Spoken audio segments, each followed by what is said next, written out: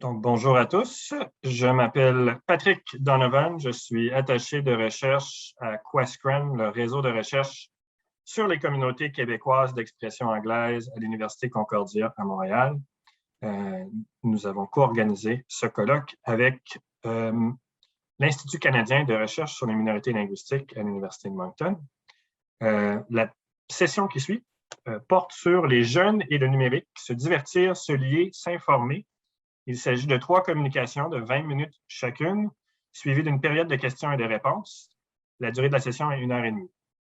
Donc, si vous avez des questions en écoutant les présentations, je vous invite à les inscrire dans le chat. Nous allons privilégier les questions dans le chat. Et si le reste du temps, on va ouvrir les micros et prendre des questions en personne. Je rappelle que la session sera enregistrée et diffusée en ligne. Veuillez, s'il vous plaît, désactiver votre microphone si ce n'est pas déjà fait, jusqu'à ce que vous êtes appelé à les utiliser durant la période de questions. Donc, notre première présentation porte sur le FrancoPass et sera animée par Satya Rao et Martine Kavanagh. Satya Rao est professeur au département de Modern Languages and Cultural Studies de l'Université de l'Alberta. Il détient un doctorat en philosophie de l'Université Paris-Nanterre et ses recherches se concentrent principalement sur la relation entre la philosophie et la traduction. Martine Kavanagh est professeure de didactique en français et vice-doyenne responsable des programmes en éducation au campus Saint-Jean. Ses recherches portent sur l'enseignement de l'écriture au primaire et au secondaire. Donc, je vous passe le micro. Oui, merci à tout le monde, merci pour votre présence. Et donc, je vais partager avec vous notre présentation. J'ai également mis sur le chat donc, le lien vers l'application que nous avons créée. Donc, vous avez bien sûr, si vous le souhaitez, la possibilité de cliquer sur ce lien et donc de découvrir le FrancoPass. Est-ce que vous voyez j'imagine que oui, vous voyez ma diapositive. Donc, voilà, le titre de notre communication, c'est donc le FrancoPass ou les défis de l'innovation en contexte de francophonie minoritaire. Voici le plan de notre présentation, donc en 6 parties. Donc, la francophonie albertaine, un milieu communautaire dynamique. Ensuite, on va présenter le FrancoPass. Ensuite, en expliquer le potentiel, notamment pour les francophonies en contexte minoritaire. Ensuite, on va s'intéresser à l'école, la communauté et le FrancoPass. Ensuite, on va vous parler d'une recherche qu'on a menée avec Martine sur, disons, l'utilisation du FrancoPass auprès d'un public d'enseignantes. Et enfin, donc, on va conclure et présenter des pistes pour des futures recherches. OK, donc alors, la francophonie albertaine, donc peut-être vous savez que l'Alberta, et en particulier Edmonton, sa capitale, est l'un des berceaux historiques de la communauté francophone. En effet, elle abrite un grand nombre d'institutions de langue française, églises, théâtres, journal. Je pense que d'ailleurs, on a ici le directeur parmi nous du Franco, notre journal francophone, des écoles francophones également, un campus universitaire et d'autres aussi donc, institutions autour desquelles s'est organisée une riche vie communautaire. Les nombreux organismes à but non lucratif, OBNL, donc comme l'Unithéâtre, l'Alliance française et d'autres organismes, donc, contribuent grandement à ce dynamisme. Donc, en effet, ces OBNL proposent une vaste gamme d'activités, théâtre, concerts de musique, clubs de discussion, etc., toute l'année, et notamment grâce au soutien de bailleurs de fonds aussi bien donc, fédéraux comme Patrimoine Canada que provinciaux comme par exemple Edmonton Arts Council. Donc, prenant acte de cette vitalité socioculturelle, nous avons développé le FrancoPass afin de transformer donc, ces activités communautaires en autant d'occasions d'apprentissage et de renforcement de l'identité culturelle francophone. Alors, je change de diapositive. Donc voilà, qu'est-ce que c'est que ce FrancoPass? Donc, nous l'avons développé à l'été 2019. La version ensuite a connu quelques modifications. Donc, elle a été testée auprès d'étudiants de UOV entre septembre 2019 et mars 2020. Donc, précisons qu'une application web, pour ceux qui ne connaissent pas ce terme, c'est une sorte d'hybride ou de mixte entre un site web et une application mobile, comme celle qu'on trouve par exemple sur Apple Store. Hein, donc, l'accès au Francopass se fait via donc, cette URL, donc une adresse URL, un nom d'utilisateur et un mot de passe. Donc, pour ceux qui souhaitent donc explorer l'application, encore une fois, je répète, j'ai mis le lien, donc vous pouvez vous inscrire et ensuite accéder aux différentes fonctions de l'application. Une des caractéristiques donc, du Francopass, c'est de s'appuyer sur des stratégies de gamification, en français on dit ludification, afin de motiver les utilisateurs à assister à des événements en français dans la communauté et également donc, sur le campus de l'université. Alors, on appelle gamification ou ludification en français, donc le fait d'utiliser des éléments de jeu, hein, de ludification. Ça peut être par exemple des points, des badges, des tableaux d'honneur dans des contextes non ludiques, comme par exemple l'apprentissage d'une langue seconde. Alors, un grand nombre de travaux donc, ont démontré l'efficacité de la ludification dans différents contextes éducatifs. Hein, donc, c'est une méthode, une stratégie en tout cas, qui a fait ses preuves vraiment dans différents contextes d'éducation. Donc, la mécanique du Francopass, en fait, elle est variée. Donc, on recommande souvent en fait, de varier les stratégies d'unification de façon à maintenir la motivation de l'utilisateur. Donc, c'est la raison qui explique que nous avons donc utilisé différentes stratégies de ludification, hein, comme par exemple les défis, les niveaux à passer, l'accumulation, la collaboration, la compétition, pour faire en sorte hein, que les utilisateurs du Francopass maintiennent leur motivation à assister aux événements donc, en français. Donc voilà, je vous ai mis une petite image hein, de ce à quoi ressemble le Francopass. Hein, c'est un petit peu conçu sur le modèle d'un passeport, donc d'où le terme, hein, avec différentes icônes sur lesquelles on peut cliquer. Ah, voilà, maintenant je vais vous montrer un petit peu à quoi ressemble le Francopass. Alors plutôt que de faire un grand discours, on a opté donc pour la petite vidéo qu'on a créée. Donc je vais vous la mettre là, vous la faire défiler sous les yeux. Donc ça dure quelques minutes. Hein. C'est une introduction à voilà, ce que c'est le Francopass, à quoi ça sert et comment ça fonctionne. Alors j'espère que ça fonctionne. Donc je vais lancer ça maintenant. Est-ce que ça fonctionne? Oui, ça fonctionne. Ok, je ne sais pas si vous aurez le son également, mais il y a normalement une petite musique. Alors vous pouvez danser si vous le souhaitez. Hein. Ce n'est pas obligé, mais…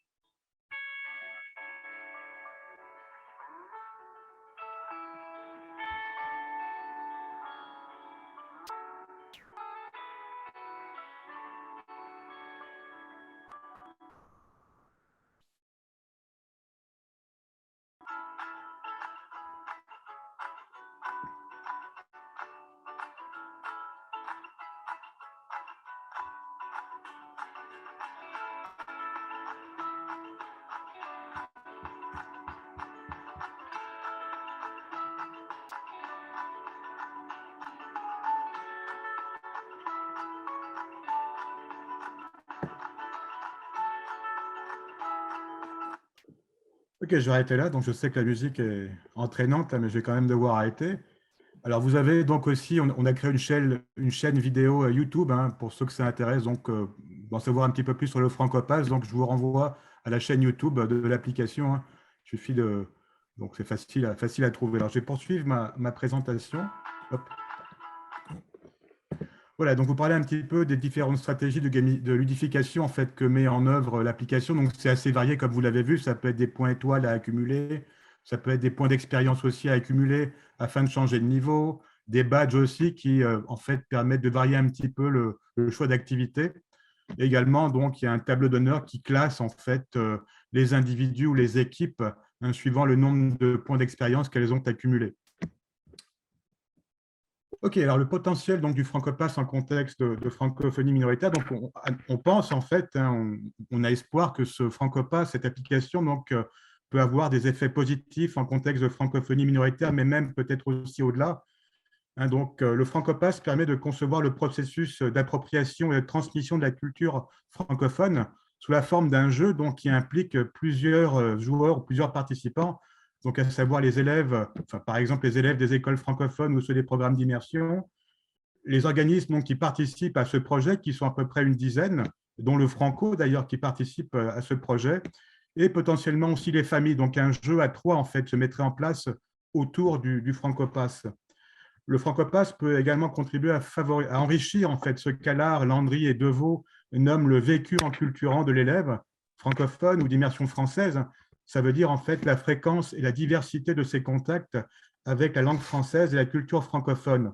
En retour, donc, cette dynamique peut avoir un effet positif sur ses compétences, hein, celles des élèves, donc leurs compétences linguistiques et également leur désir d'intégration, disons, à la communauté francophone.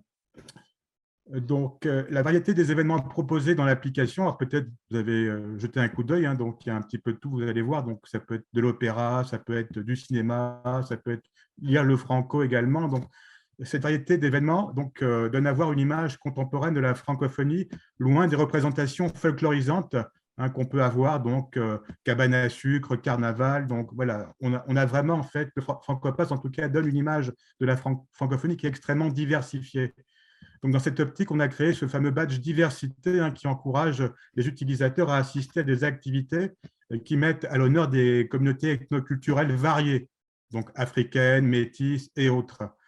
Donc, en ce sens, le Francopass contribue au volet interculturel, voire transculturel du processus d'appropriation des cultures francophones au sens où le définit Lucier. Enfin, le Francopass donc, peut effectivement outiller les enseignants, hein, dans un contexte de francophonie minoritaire. Donc, dans les écoles francophones et les programmes d'immersion française, hein, l'enseignant ou l'enseignante a la responsabilité particulière d'être un passeur ou une passeuse culturelle, en ce sens qu'il ou elle doit mettre en contact les élèves donc, avec la culture francophone. Donc, à cet égard, le Francopass peut grandement faciliter cette mise en contact. Et d'ailleurs, c'est ce point que Martine donc, va développer dans la suite de notre communication. Alors, en théorie, les études indiquent qu'en contexte minoritaire, le lien entre l'école francophone et la communauté est essentiel, car il permet de renforcer les compétences langagières et culturelles des élèves. Et on sait que ce sont deux dimensions qui participent à la construction d'une identité francophone forte. Ce constat, en fait, s'applique également aux élèves des programmes d'immersion française, mais dans l'optique de la construction d'une identité bilingue. En pratique, il y a des études qui montrent que dans les deux contextes éducatifs, l'objectif du rapprochement entre l'école et la communauté n'est pas pleinement atteint et que la communauté se trouve souvent reléguée au second plan. Toutefois, on note des tentatives d'améliorer la situation. Alors, je vois que le temps passe très vite, donc je vais citer seulement un exemple. Donc, par exemple, au campus Saint-Jean, au sein du programme en éducation, programme qui est structuré autour d'un référentiel de compétences professionnelles. Ce référentiel qui comprend le développement de connaissances sur la communauté francophone et sur le rôle de passeur culturel que les futurs enseignants seront amenés à jouer. Alors, il y a d'autres initiatives. Je n'aurai pas le temps de développer chacune d'elles. Mais le Francopass s'inscrit dans cette dynamique de renouveau en mettant la technologie au service du rapprochement entre l'école et la communauté. Alors, nous avons mené une recherche qualitative qui avait pour objectif d'étudier l'effet de l'utilisation du Francopass sur les perceptions et les pratiques déclarées de quelques enseignantes. Notre hypothèse était que l'utilisation du Francopass allait renforcer le sentiment de compétence langagière, augmenter le niveau de français, le niveau de pratique du français, améliorer la perception de la communauté francophone et amener les participants éventuellement à intégrer plus de référents culturels francophones dans leur contenu d'enseignement.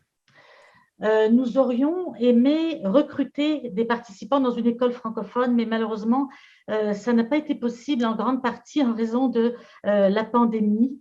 Et étant donné que nous avions une collaboratrice de recherche qui avait un accès privilégié aux enseignants de la commission scolaire des écoles catholiques d'Edmonton, c'est là que nous avons décidé de recruter nos participants. Donc, on a eu 11 enseignantes qui se sont montrées intéressées à participer, 5 œuvraient en immersion française, 5 en français langue seconde et une dans les 2 programmes.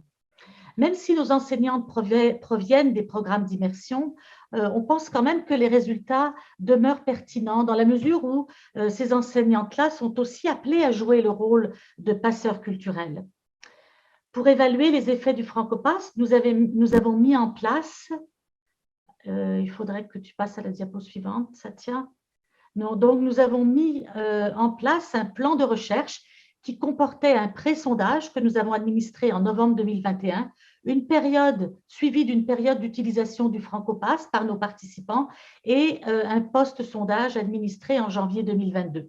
Le sondage a été préparé à l'aide d'un formulaire électronique Google Forms. Il était composé de questions fermées accompagnées d'une échelle de Likert qui permettait aux répondants d'exprimer leur degré d'accord et de désaccord sur une échelle de 1 à 5, ainsi que des questions ouvertes qui leur permettaient d'élaborer sur certains aspects. Nous avons également préparé un questionnaire pour effectuer des entrevues individuelles avec les enseignantes afin de recueillir leur rétroaction sur certains points saillants du sondage.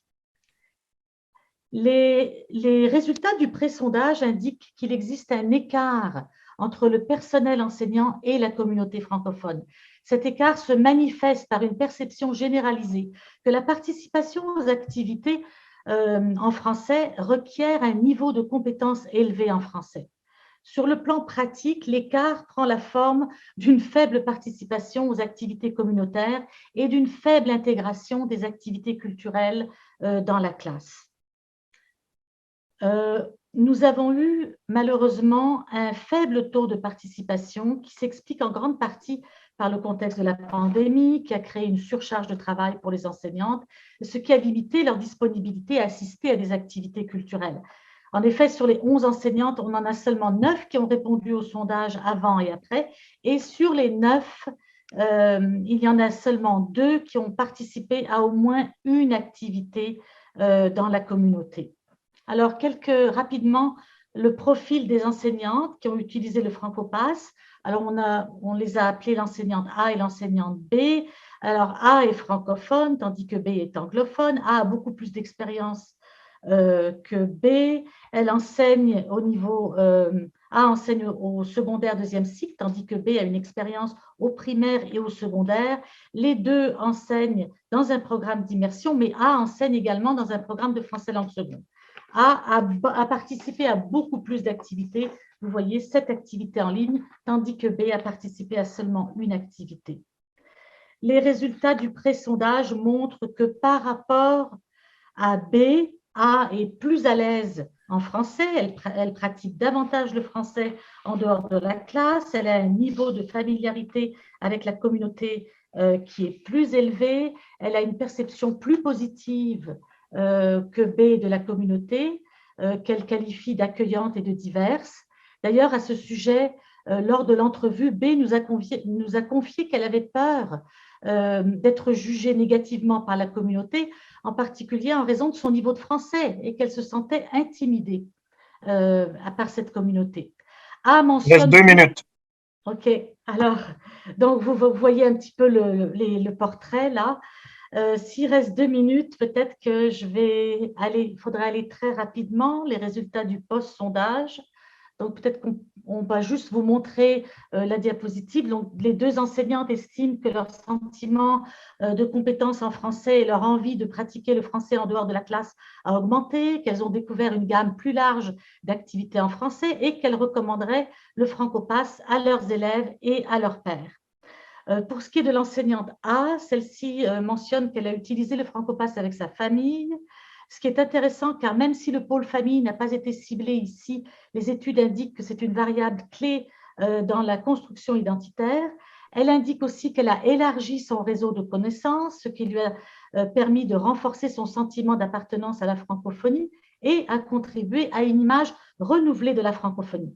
Contrairement à B, qui apprécie le potentiel de la compétition pour augmenter la motivation à apprendre une langue seconde, A souligne qu'elle n'a pas besoin d'une motivation externe pour s'impliquer dans la communauté. Et elle se dit motivée par le sentiment d'appartenance que son implication dans la communauté lui procure.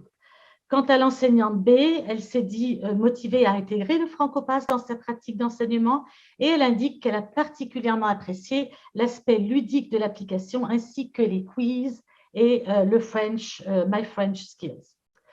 Alors, je ne sais pas, très rapidement pour conclure, même si les résultats obtenus sont très partiels, ils sont quand même intéressants car ils confirment des résultats positifs que nous avions obtenus lors de l'expérimentation antérieure à laquelle Satya a fait référence. C'était l'expérimentation qui a eu lieu auprès d'étudiants, à savoir que l'utilisation du Francopass avait contribué à renforcer le sentiment de compétence langagière en français, augmenter le désir de pratiquer davantage le français, améliorer la perception de la communauté francophone. Alors, lors des recherches futures, ce que nous aimerions faire, c'est étudier les effets du Francopass dans les écoles francophones en raison de sa pertinence pour la construction identitaire. Nous aimerions développer un cadre d'intégration pour mieux valoriser la participation à des événements communautaires. Nous aimerions trouver une façon d'impliquer la famille, notamment à travers la fonction équipe. Et finalement, nous souhaitons adapter le Francopass pour qu'il s'applique à d'autres langues minoritaires. En Alberta, par exemple, en ce moment, on explore la possibilité d'adapter l'application à l'ukrainien. Alors, voilà. Alors, merci beaucoup pour votre présentation. J'invite tous les participants à envoyer des questions dans le chat. Nous allons privilégier les questions dans le chat. La période de questions sera après les 3 présentations. Donc, on va poursuivre avec la deuxième présentation de Alexandre Petem et Adrian Winrow, qui porte sur l'implication des jeunes anglophones au Québec dans le monde numérique à travers l'organisme, entre autres, Youth for Youth Québec, Y for Y Québec. Alexandre Petem est titulaire d'un baccalauréat en sciences politiques de l'Université McGill et d'une maîtrise en sciences politiques de l'Université de Montréal. Il est fier de travailler pour Y for Y, d'abord comme gestionnaire de projet, puis en tant qu'adjoint de direction depuis 3 ans. Adrian Winrow, directrice de l'organisme Y for Y Québec, travaille depuis de nombreuses années dans le domaine de l'action communautaire, du bénévolat et des organisations à but non lucratif. À vous la parole. OK, parfait. Bon après-midi tout le monde. Comme vous l'avez très bien dit, je m'appelle Alexandre. Je travaille à Y for Y Québec depuis environ 3 ans maintenant. Et c'est un honneur d'être parmi vous tous cet après-midi pour ce colloque fascinant. Comme ça laisse sous-entendre, je vous admets que le français est ma langue seconde. Alors, de temps en temps, je vais peut-être chercher un mot, mais toutes les idées sont là. C'est tout prêt.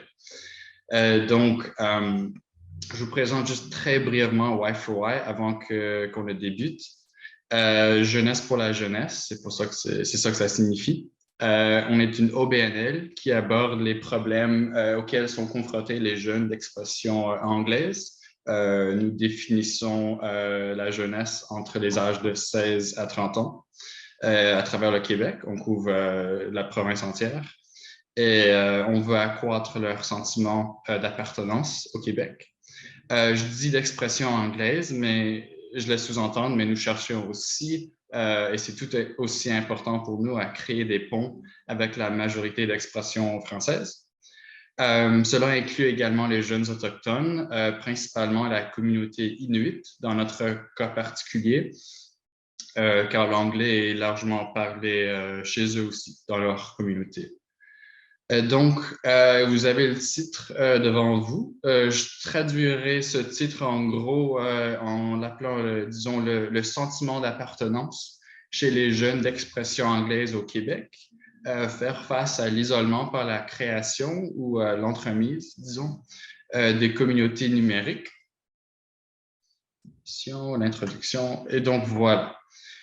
Depuis le début de la pandémie, donc déjà en mars 2020, le concept de la communauté est devenu vraiment une réalité numérique pour de nombreux jeunes Québécois, en particulier la jeunesse. Et nous voulions donc un peu observer, soi-disant, le comportement en ligne de cette démographie, donc entre le début de la COVID en 2020 et jusqu'à aujourd'hui. Nos deux questions de recherche sont les suivantes. Donc, numéro 1, quelles approches numériques observons-nous chez ces jeunes d'expression anglaise pour lutter contre leur isolement physique à travers la province?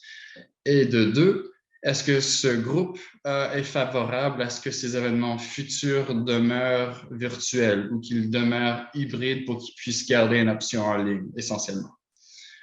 Donc, je ne vais pas trop passer de temps en expliquant la méthodologie. Je vous l'affiche ici une seconde. Donc, c'est ça. En fait, je retourne. Nous avons distribué un sondage dans 9 régions de la province. Donc, comme écrit ici, Montréal, Nunavik, la capitale nationale, Chaudière-Appalaches, la Côte-Nord, l'Outaouais, Gaspé-les-Îles, Sherbrooke et l'Abitibi-Témiscamingue.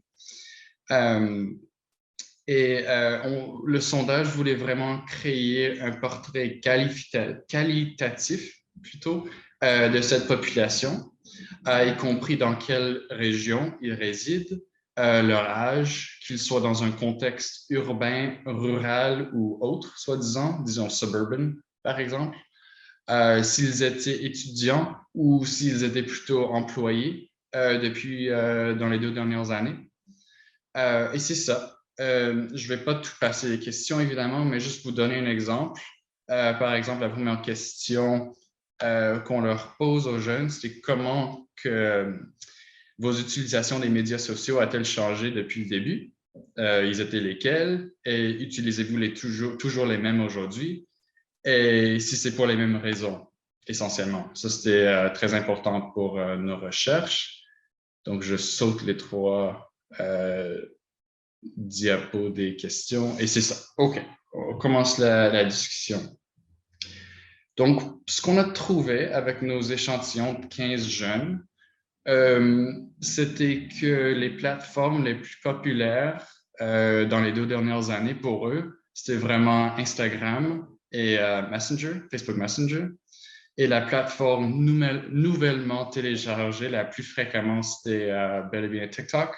On en entend souvent parler, spécialement chez la jeunesse.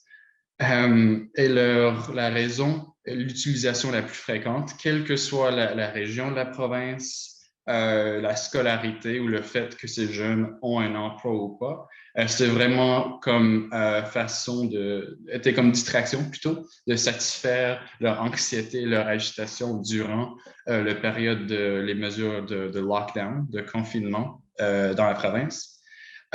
Mais nos répondants nous ont aussi donné plusieurs mises en garde assez importantes pour qualifier un peu leurs réponses qu'ils nous ont données, comme quoi, spécialement chez les jeunes urbains, on a trouvé.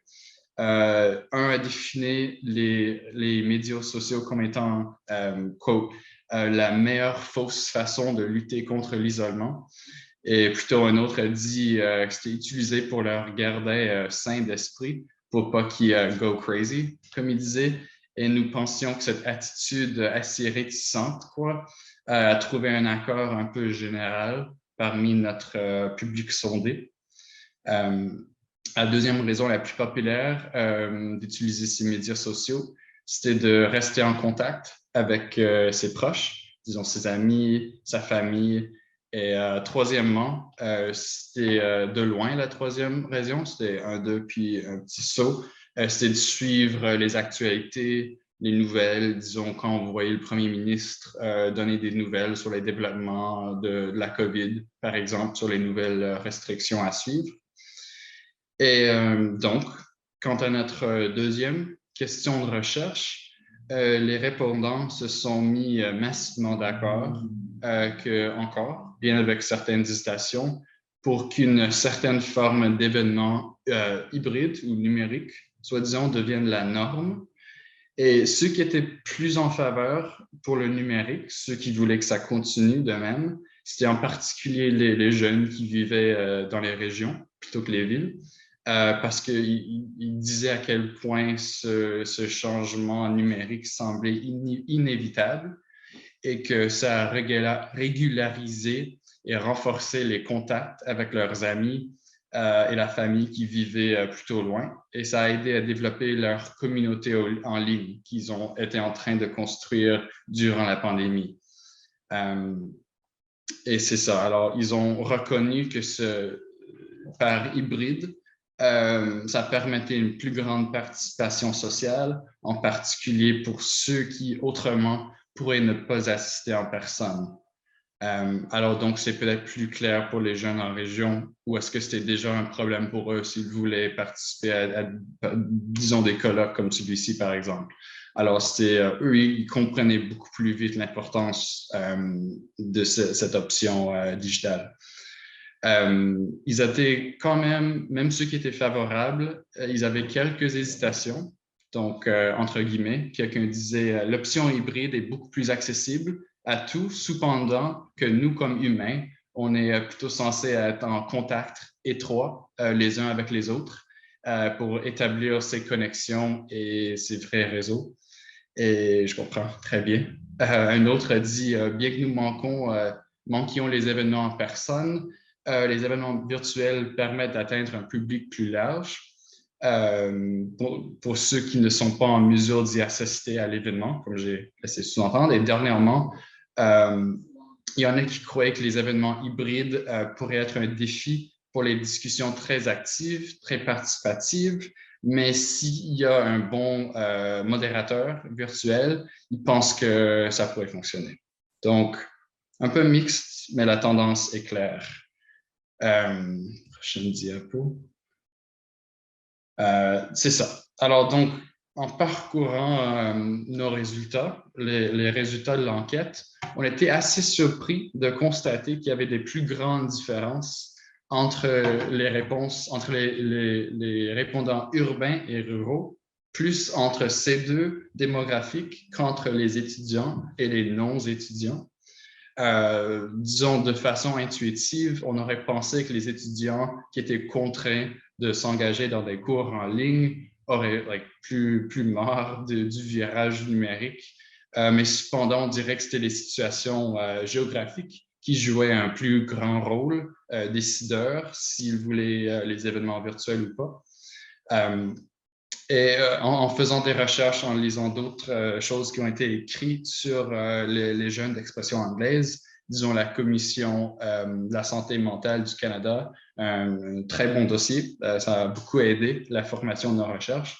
Mais eux, ils ont fait référence à cette démographie-là, les jeunes vivant en milieu rural, comme exemple de groupes particulièrement à risque de la COVID et de ses répercussions. Mais c'était la fin de leur recherche sur les jeunes en milieu rural. Alors, on pense que peut-être nos découvertes graduelles, ce n'est qu'un début, mais que ça pourrait donner un peu un aperçu sur plusieurs nouvelles directions qu'on pourrait amener à ce groupe-là. On croit que c'est assez sous-développé en ce moment. Aussi, nos répondants du Nunavik, donc de communauté inuit, on était assez surpris d'entendre qu'eux, en général, la tendance était d'assister plutôt aux événements principalement en personne. C'est ce qu'ils nous ont dit. Et on était un peu surpris, on l'admet, et je pense que une ou deux explications possibles à ce qu'on comprenne, nous, à Y4Y, c'est que En travaillant avec ces communautés, on se rend compte qu'ils préfèrent massivement se rencontrer en personne plutôt que numériquement. On dirait que c'est assez ancré dans la culture et je leur comprends parfaitement, franchement. Et une autre raison aussi, un autre facteur qui pourrait être lié à ce fait-là, c'est que la connexion Internet est juste simplement assez mauvaise. Il y a très peu d'Internet à haute vitesse dans leur ville, dans leur village. Donc, qui forcerait les événements, on comprend bien, s'ils doivent avoir lieu, à ce qu'ils se produisent en personne. Prochaine. Et quelques, soi-disant des faiblesses, des choses à apprendre pour nos prochains sondages, nos prochaines recherches. C'est sûr que c'est évident que nos résultats globaux pourraient être assez différents si on avait sondé des jeunes anglophones dans d'autres régions qu'on n'a pas pu couvrir, comme la Montérégie, le Saguenay, le lac Saint-Jean. Cela étant dit, on avait l'intention de se concentrer sur les régions où les anglophones étaient légèrement plus représentés que d'autres. Évidemment, Montréal, ça vient à l'esprit, l'Outaouais, certains quartiers de la capitale nationale. Et on peut voir aussi qu'1 à 3 jeunes par région, c'est à peu près ça que ça se développait de même, ne peut pas toujours donner les résultats les plus représentatifs, mais aussi c'est très difficile de trouver des jeunes anglophones hors l'île. Et c'est ça. Cela étant dit, ça peut être difficile de les trouver et bientôt, avec les restrictions qui commencent à finir, fingers crossed, Y4Y aura plus de chances d'aller visiter diverses communautés hors l'île de Montréal aussi. Donc, on a fait 2 recommandations qui viennent de nos résultats que je vous ai présentés. Alors, la première, laissez-moi juste y aller. Donc, en observant leurs commentaires qu'ils nous ont donnés, nous recommandons que les organismes anglophones du Québec, pas juste ceux-là, mais on va se focusser sur eux en ce moment, on recommande qu'ils continuent d'offrir des événements hybrides et numériques, même quand la pandémie est terminée, des phénomènes. Pas juste pour rejoindre les jeunes en milieu rural qui ne seraient vraiment pas en mesure de participer. Pour eux, ils nous disent que l'utilisation des médias sociaux et des événements virtuels, ça demeure un outil pour eux, même aujourd'hui, pour lutter contre leur isolement culturel, politique, physique. Et maintenir les relations sociales qu'ils ont adoptées tout au long de la pandémie. Alors, tout un nouveau network qui se sont créés, qui n'auraient jamais eu l'option de le faire auparavant. Et la deuxième recommandation, alors que les médias sociaux, au début, c'était un moyen acceptable pour que ces jeunes luttent contre leur isolement social, spécialement dans les contextes urbains, ils ont maintenant dégénéré pour plusieurs de nos répondants urbains à devenir juste vraiment une habitude addictive qui pèse lourdement sur leur santé mentale. Alors, à ce titre, ce qu'on recommande au gouvernement provincial, ça serait vraiment d'allouer des ressources financières supplémentaires pour subventionner, disons, les installations sportives, le secteur culturel et les infrastructures des parcs provinciaux, juste vraiment tout dans le but d'aider ces jeunes à réduire et de leur utilisation des écrans, parce que c'est vraiment passé le niveau où est-ce que ça leur aide. Alors, ils pouvaient vraiment s'appuyer sur la passe découverte de celle en 2017, le 150e anniversaire. Ils offraient des accès gratuits aux parcs fédéraux. Ça pourrait être un design comme quoi s'inspirer.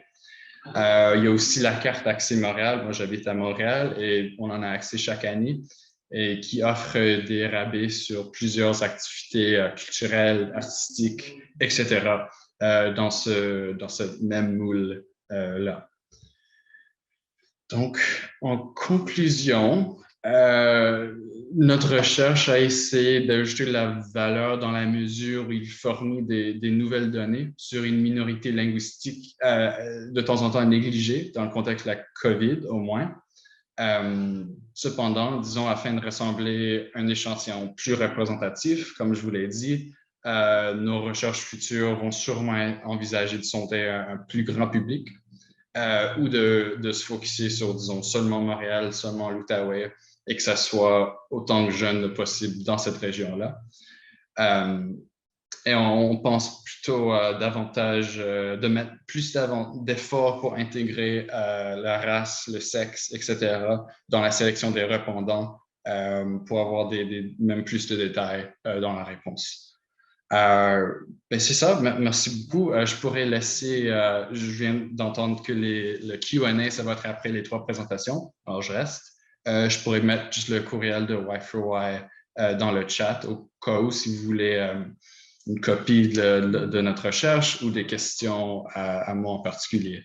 Je vais stop the share. Un moment, je vous le mets tout de suite. OK. Merci beaucoup. Je passe le microphone au prochain interlocuteur. Merci beaucoup, Alex.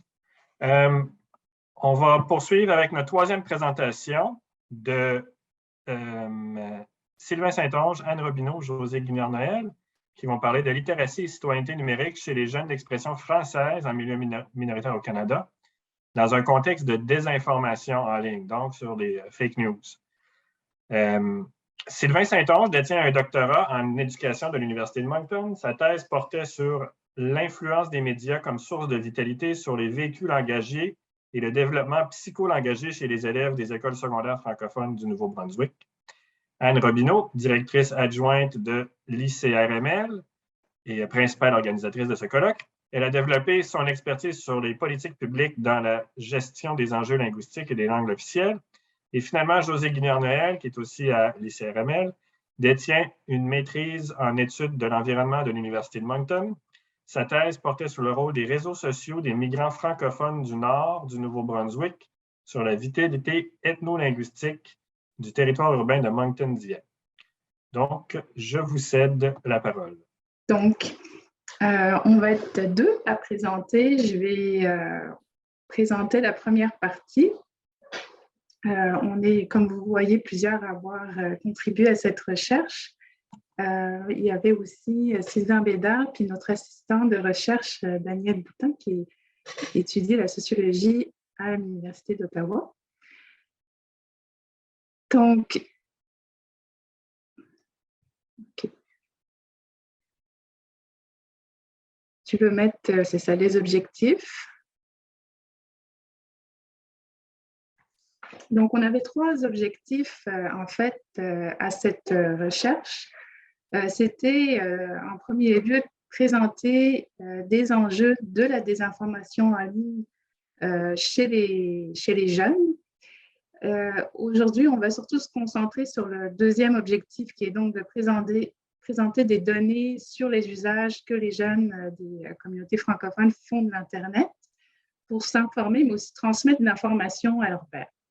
Et puis, l'idée qui rejoint en fait tout notre groupe, c'était d'amorcer une réflexion auprès d'un ensemble d'actrices et d'acteurs sur ce qu'on pouvait faire en termes de littératie et de citoyenneté numérique en général, mais aussi dans un contexte de désinformation en ligne. Donc, ça rejoint des propos justement de la session d'avant où on parlait du cadre de référence du plan numérique là, au Québec, qu'on pourrait partager dans la francophonie canadienne. C'est un petit peu dans cette idée là d'avoir des données qui pourraient nous mettre sur la voie d'une réflexion collective. Donc, on peut passer à la diapo suivante, qui est la méthodologie. Comment on s'y est pris? C'était très ambitieux, il faut dire, notre projet, parce qu'on a commencé la recherche. Et Sylvain rit parce que on s'est dit, bon, soyons fous, on y va. On a commencé, en fait, on a eu la confirmation du financement en août dernier. Et on a quand même décidé de faire un sondage pan-canadien, dans la francophonie canadienne en situation minoritaire. Et pour cela, ben, il fallait aussi toutes sortes d'approbations auprès des conseils scolaires, etc. Donc, c'était c'était un peu fou, mais on a réussi à collecter des données malgré tout. Donc, la méthodologie, on a évidemment fait une revue de littérature. On ne peut pas la présenter ici à cause du temps, mais en somme, ça rejoint, ça a alimenté en fait à la fois l'élaboration de nos questions du sondage, mais aussi des questions pour les groupes de discussion. Parce qu'on a fait des groupes de discussion auprès de 3 groupes cibles, donc les jeunes, les parents et des enseignantes et enseignants pour voir un peu comment ils géraient cette désinformation en ligne et surtout les outils numériques à leur disposition. On peut passer à la diapo suivante. Donc, les groupes de discussion, je vais juste parler de celui des jeunes. En somme, quand on les a interrogés sur leurs usages, ils ont parlé de la fiabilité des sources en lien avec la réputation et la crédibilité des journalistes qu'ils connaissaient. Et on a aussi, en fait, discuté d'où ils s'alimentaient en termes de sources d'information. Et donc, il y en avait qui étaient abonnés des infolettes, de différents journaux, des médias communautaires, mais évidemment aussi, il y avait tout l'aspect agrégateur de nouvelles. Donc là, évidemment, c'est tout le rôle des algorithmes en fonction des préférences, de nos préférences qui vient jouer aussi dans cette consommation-là. Et puis, il y avait aussi un sens critique développé par auto-apprentissage, et ça rejoint certaines discussions précédentes. Donc, c'est l'auto-apprentissage, mais heureusement, il y a quand même, malgré tout, un encadrement scolaire et universitaire, mais ça reste des initiatives de certains professeurs. Donc, ce n'est pas complètement bien intégré dans le curriculum, en tout cas dans le parcours des élèves et des étudiants. Il y a aussi, et ça va faire plaisir aux professeurs parmi vous, l'apprentissage des méthodes scientifiques avec donc l'apprentissage à comment faire des citations, sélectionner les sources d'informations avec, si elles ne sont pas bien faites, des points en moins. Donc ça, c'était une motivation importante qu'ils ont tenu à nous souligner. Et puis, il y a aussi l'influence du contexte familial, et évidemment des amis avec les différents types de contenus qui sont partagés. Et puis, un phénomène peut-être qui a été accentué pendant la pandémie, c'est la consommation d'informations par en ligne, ce qu'on appelle en anglais le scrolling. On fait défiler le fil Twitter, peut-être tout d'un coup, il y a quelque chose qui nous intéresse plus particulièrement, on s'arrête dessus. Et un phénomène intéressant aussi, c'est l'espèce de contrôle que aussi ces jeunes mettent en place dans l'autogestion des commentaires sur les médias sociaux. Ils nous ont confié qu'ils étaient, quand ils voyaient qu'une situation pouvait dériver, ils avaient leur propre technique là, pour ne pas justement entrer dans quelque chose d'un peu conflictuel.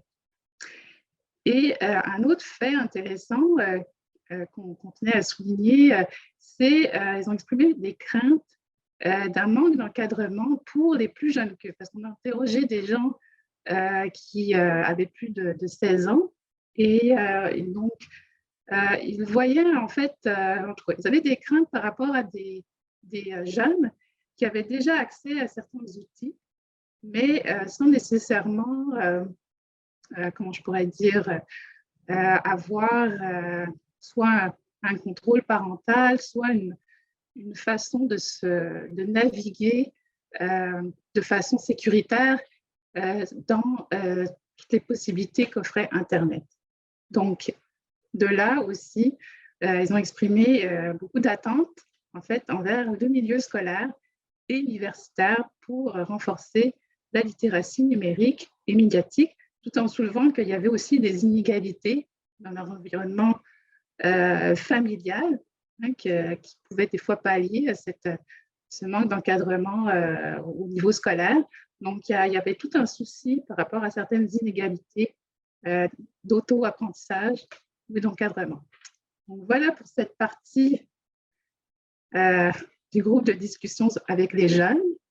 Et là, je vais laisser la parole à mon collègue Sylvain qui va vous présenter les résultats du sondage. Oui, merci Anne. Est-ce qu'on m'entend bien? Oui. Oui, ok, parfait.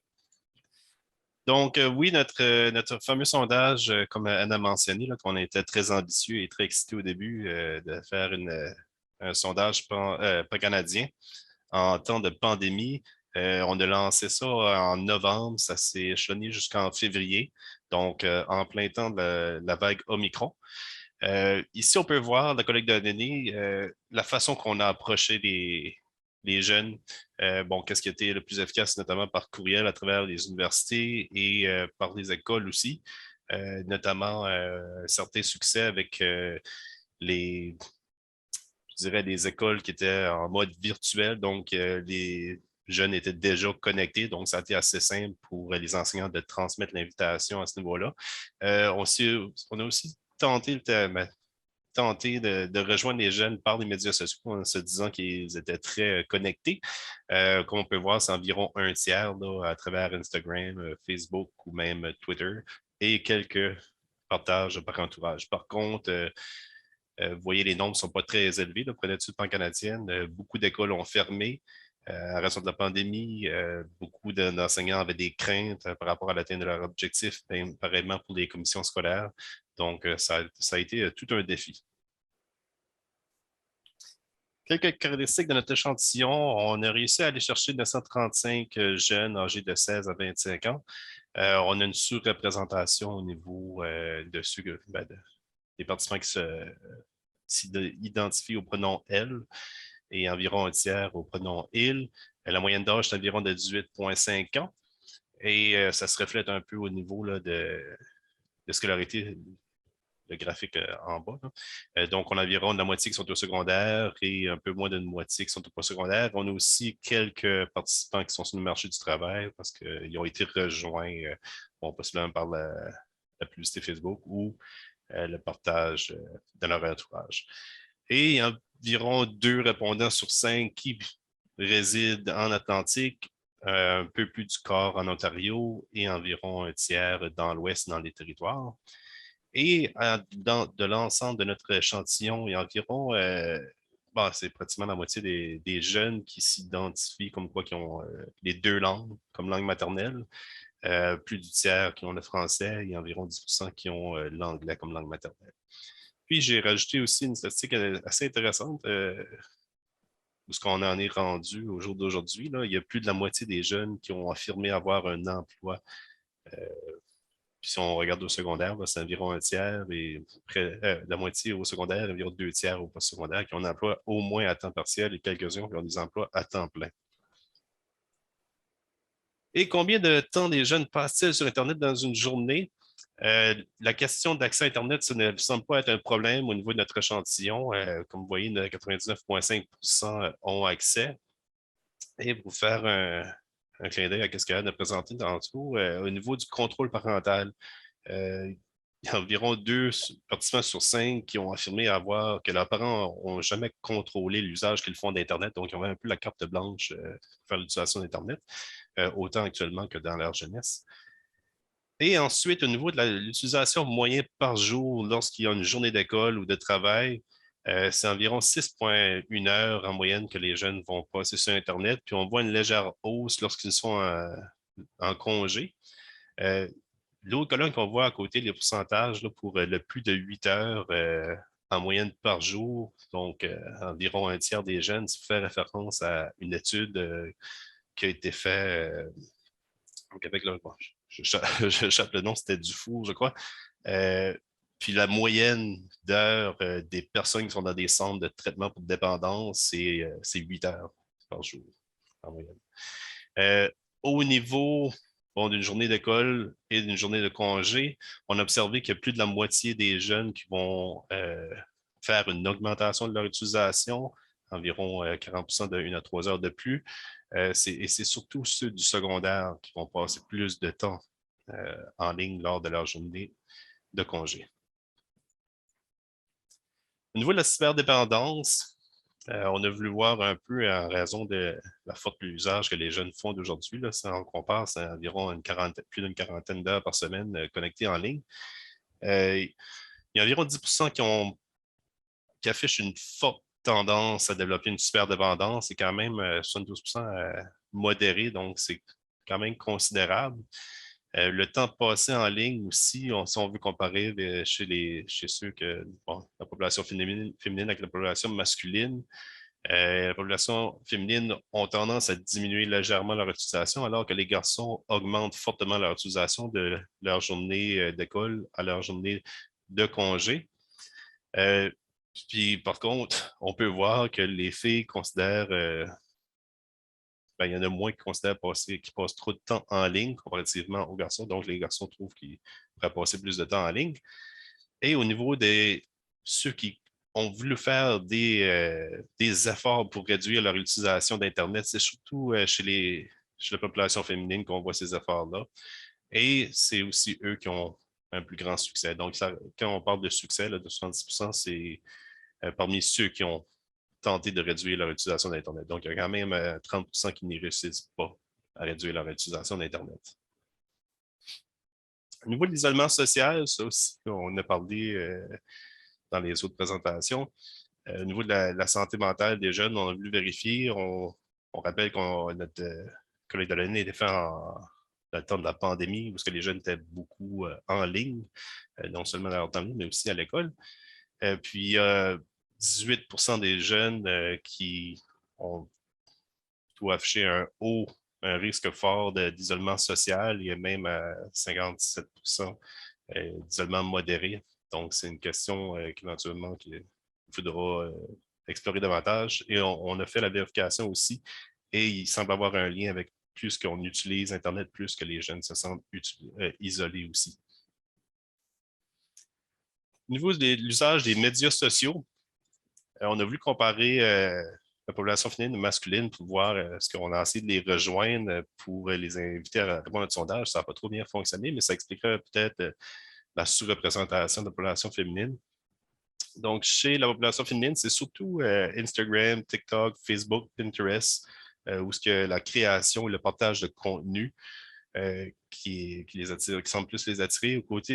Du côté de la population masculine, c'est YouTube qui revient le plus souvent, Twitter, Discord, Reddit, Twitch, qui est surtout associé aux jeux vidéo. Et les activités en ligne, quelle place est réservée aux Français? Si on regarde de la graphique, la ligne rouge, c'est la proportion qui disent faire l'activité surtout en anglais, le plus souvent en anglais, et la ligne noire en français. Et il y a seulement 3 activités qui est surtout fait en français, ou plus souvent en français qu'en anglais. C'est la recherche d'informations pour faire leurs devoirs, consulter leur courriel ou suivre des formations en ligne. Donc, ça aussi, on l'a vu à travers nos groupes de discussion. La recherche d'informations pour les devoirs, souvent, c'est les enseignants qui vont mettre l'emphase, qu'on veut que vous consultez des sources d'informations en français. Donc, ce qui expliquerait peut-être le niveau de français qui est plus utilisé ici. Et aussi, au niveau de la formation en ligne, il y a un tiers des élèves du secondaire qui ont répondu lorsqu'ils étaient de l'universitaire, qui ont répondu lorsqu'ils suivaient des formations à distance en raison de la pandémie. Donc, on ne sait pas à quel point ça a joué ici à ce niveau-là.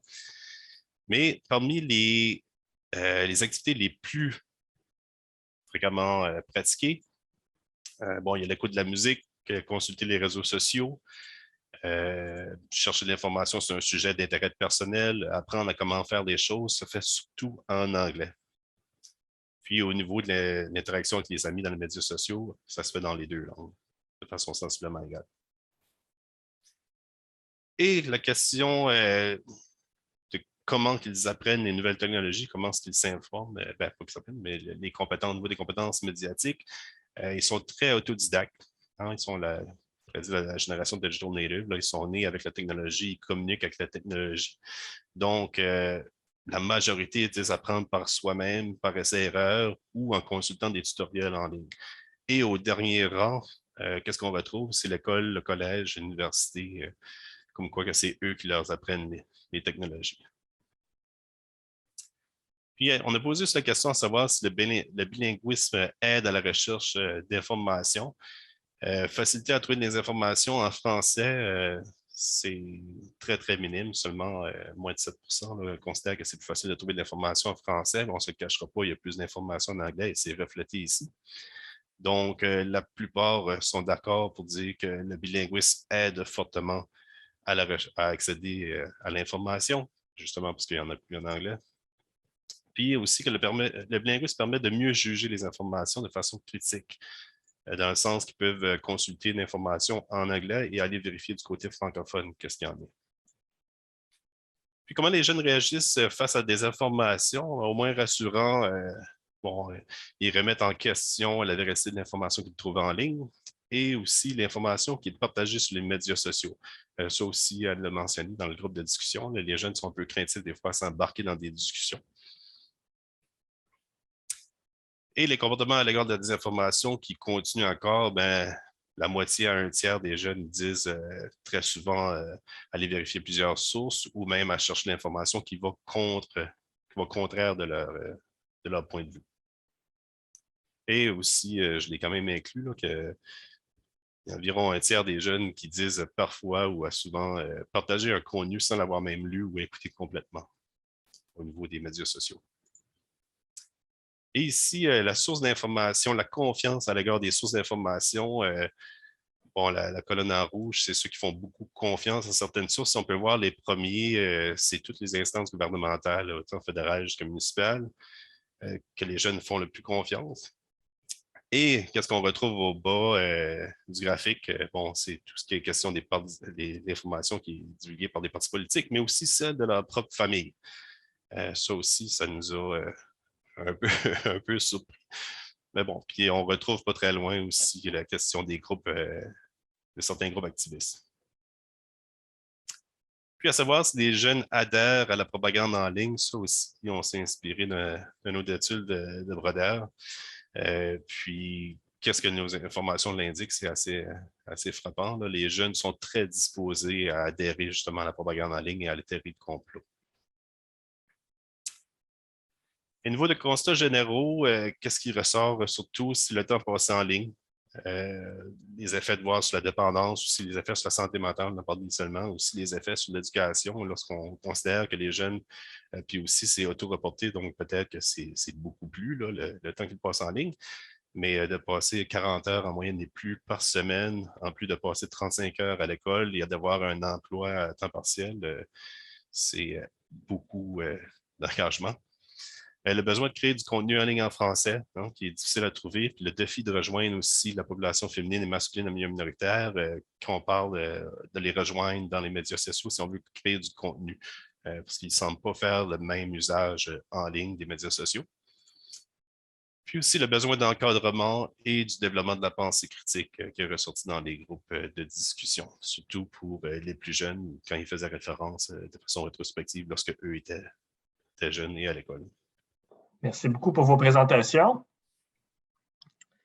On va passer à la période de questions. Il n'y a pas de questions dans le chat pour l'instant, donc je vous invite à mettre vos questions dans le chat, mais est-ce qu'il y a des gens qui aimeraient poser une question en personne? Je regarde. Si oui, levez votre main virtuelle en allant dans la section réaction. Tu peux aussi lever ta main. Vous pouvez faire ça aussi. Vous pouvez faire ça, mais je ne suis pas sûr que je vais vous voir parce que je ne vois pas tout le monde en ce moment. Questions, commentaires. Donc, une question de Fiona Patterson dans le chat. Je me demande si dans votre sondage, question pour Alex Petem, je me demande si dans votre sondage, vous avez demandé aux jeunes anglophones au sujet de leur niveau de compétence en français et si vous pensez que la compétence linguistique en français pourrait jouer un rôle dans le sentiment d'isolement des jeunes anglophones au Québec. C'est une très bonne question. Non, on ne l'a pas posé en fait. On s'est vraiment focusé sur les réalités de l'anglais, des jeunes d'expression anglaise, mais en effet, ce serait une bonne question pour parler de l'isolement pour nos prochaines recherches. C'est ça. Merci. Bon point. Megan Cotnam-Capel a une question. Donc, oui, merci Patrick. J'ai une question pour Anne et pour Sylvain. Premièrement, merci pour cette formidable présentation. Vous avez réussi à recruter beaucoup de participants et j'ai beaucoup apprécié vos représentations visuelles de données, comment vous mettez en relation différentes données dans un seul graphique, c'est très bien. Mais vous avez partagé que les jeunes ont des craintes par rapport au manque d'encadrement pour les plus jeunes à l'école. Et on le voit souvent dans les recherches que les ados vont dire « Oh, si j'avais su quand j'étais plus jeune, etc. » Mais avez-vous des données, ont-ils partagé des priorités ou peut-être des pistes d'action concrètes par rapport à quels besoins seraient identifiés pour eux, selon eux, pour les élèves plus jeunes? À mon souvenir, c'était plus dans le fil de la discussion, une observation peut-être de leurs frères et sœurs qui généralisaient peut-être à l'ensemble des gens plus jeunes qu'eux. Puis c'est sûr qu'ils se comparaient, dans le fond, à leur âge, ils n'avaient pas accès, en fait, ils n'avaient pas nécessairement de tablette, où c'est plus contrôlé. Puis évidemment, il y avait des choses sur le web, mais c'était, les médias sociaux étaient moins présents dans leur vie, hein, ce qu'on a compris. Donc, ils avaient, à cause de ça, moins d'opportunités de se perdre là-dedans, donc un petit peu plus de contrôle. Mais là, en fait, ça faisait écho à ce qu'ils voyaient. Ils attendent, en fait, même s'ils font beaucoup d'auto-apprentissage, ils ont beaucoup d'attentes envers les adultes, mais ils se rendent compte que les adultes n'en savent pas nécessairement plus qu'eux sur la façon de naviguer dans ces outils-là.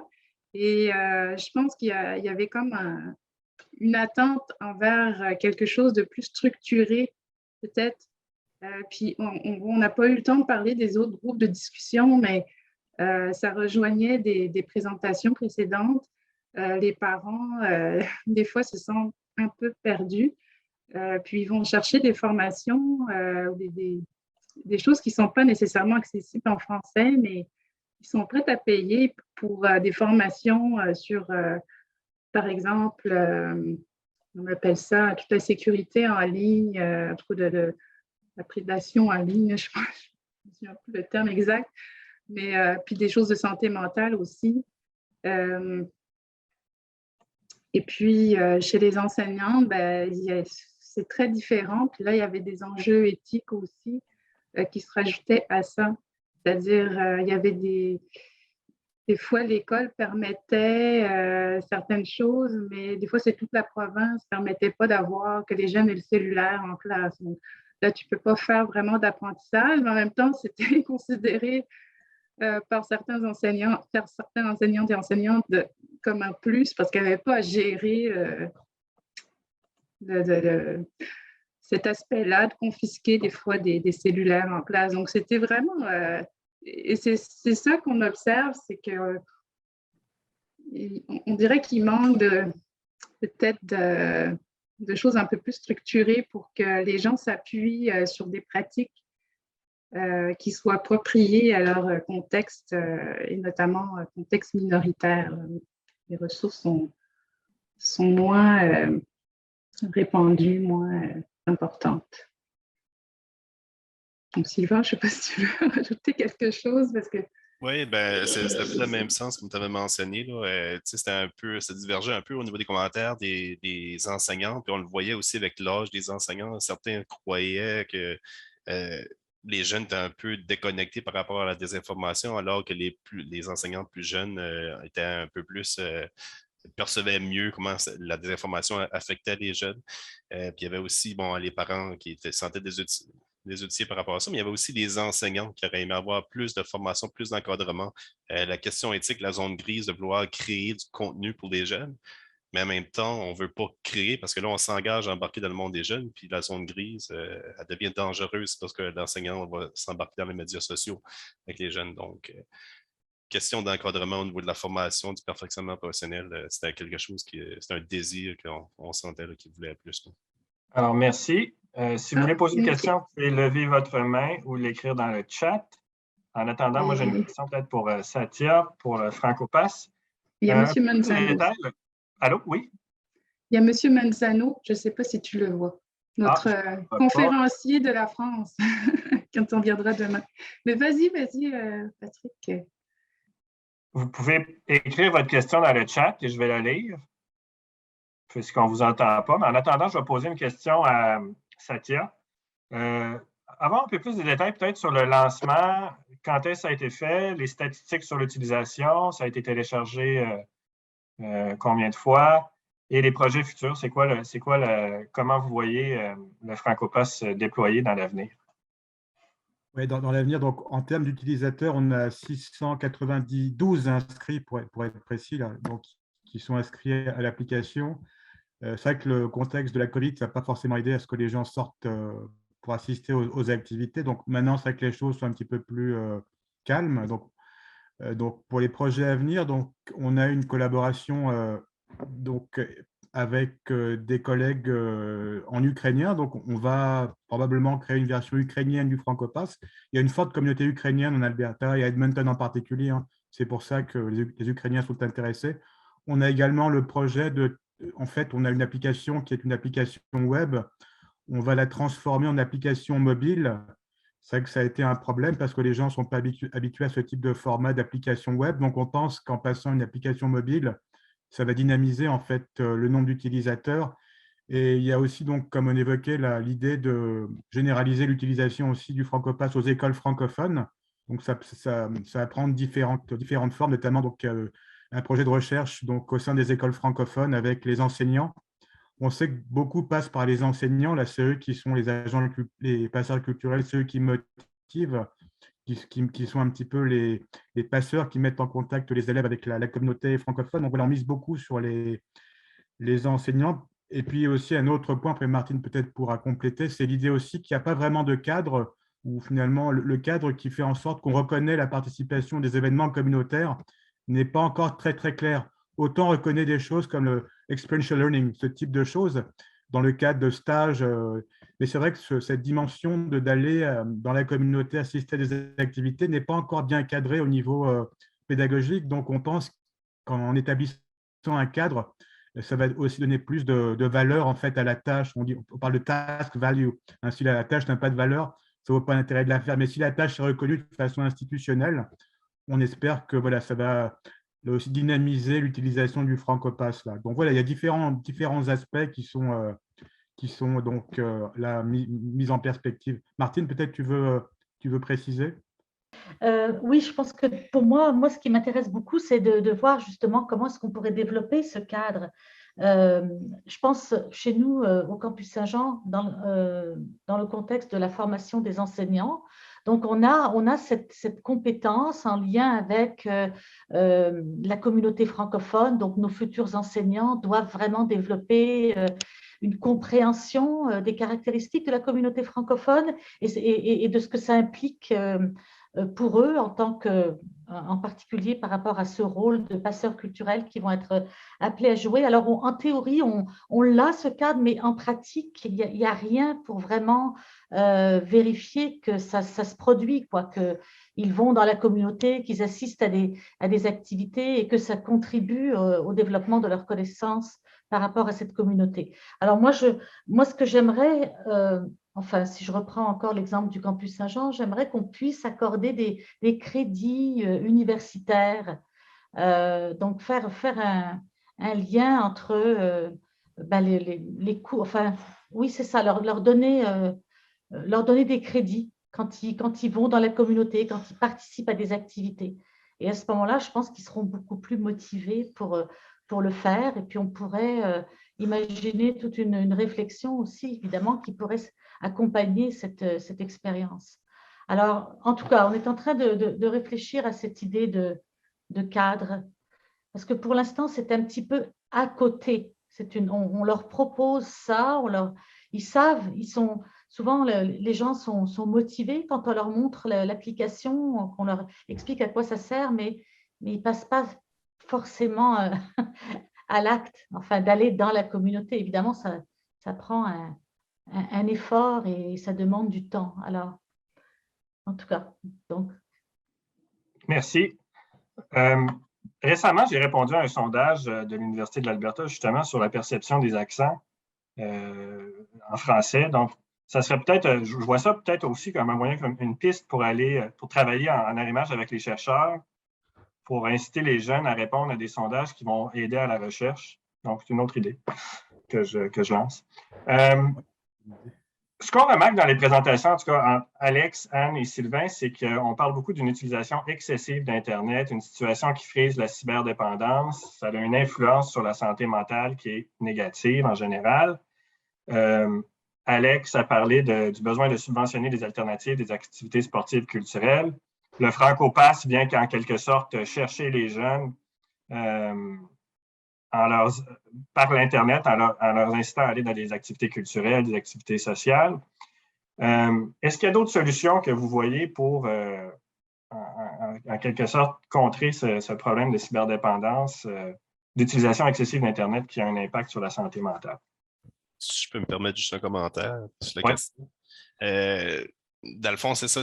On parle souvent de, ça s'en va à la cyberdépendance, à la question des effets sur la santé mentale, mais c'est aussi une question de voir, de porter un regard positif sur l'usage qu'ils font.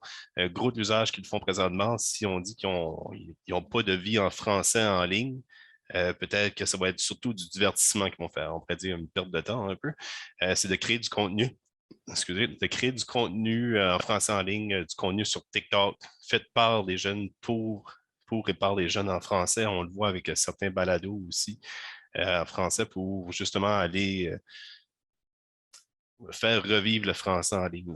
Fait que moi, c'est un peu dans ce sens-là, je dirais, de la création par des jeunes. Puis on peut même faire des liens aussi avec les étudiants en formation pour enseigner en français dans des milieux minoritaires, dans leur formation, de s'enligner dans cette voie-là, de créer du contenu en ligne pour leurs jeunes lorsqu'ils seront dans le milieu.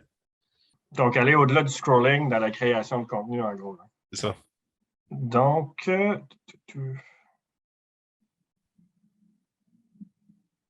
un commentaire de Francis qui dit « Je n'avais pas de question particulière, mais juste faire observer à quel point les contextes généraux sont importants pour les langues en danger. Les mouvements populaires comme ceux de l'Ontario ce matin ou la littératie sont quasiment impossibles en d'autres endroits, par exemple, Djerba, qui est une présentation à venir demain. À part ça, je vais essayer de voir pourquoi mon micro ne marche pas. À demain. Merci. On espère que ça va être résolu d'ici demain. Est-ce qu'il y a d'autres questions, commentaires pour nos présentateurs? En tout cas, je dirais que les solutions sont pas à inventer. Je ne dis pas qu'il n'y en a pas déjà, mais je pense qu'il y a du travail à faire de ce point de vue-là pour répondre à ta question, Patrick. C'est quelque chose qui va se faire collectivement. Puis, peut-être que oui, c'est quelque chose qui va se faire collectivement, définitivement. Là, je trouve qu'aujourd'hui, de pouvoir déjà mettre en commun certaines recherches, c'est déjà un bon point pour voir qu'il y a des situations similaires d'une province à l'autre, et puis peut-être demain, on va voir d'un pays à l'autre. Donc, c'est ça. Je n'ai pas d'autres choses à ajouter. Donc, dernier appel pour les questions, sinon on va prendre un break un peu plus long. Alors, je vous remercie. Et on se rejoint à 15h30 pour le dernier panel de la journée qui va porter sur la culture et le numérique. D'ici là, À bientôt.